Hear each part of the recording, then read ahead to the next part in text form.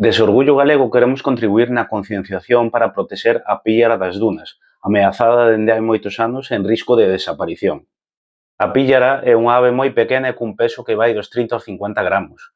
No mes de marzo iníciase o seu período de cría, deixando os ovos en pequenos buracos de area, facéndoos moi vulnerables. De feito, houbo anos nos que o 90% desas crías non chegaron a nacer, mesmo teñen feito 5 postas e non sacar ningún polo adiante.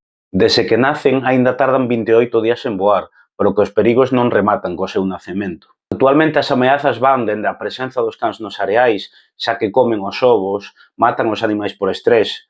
Eles non teñen culpa, xogan con eles, pero son un dos factores máis importantes no seu descenso nos últimos anos.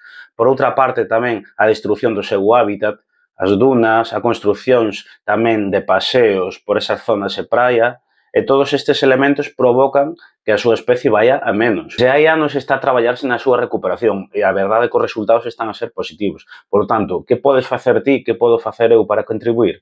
Pois, en primeiro lugar, informarse de que praias son as que están a píllara das dunas e, polo tanto, non ir cos nosos cans.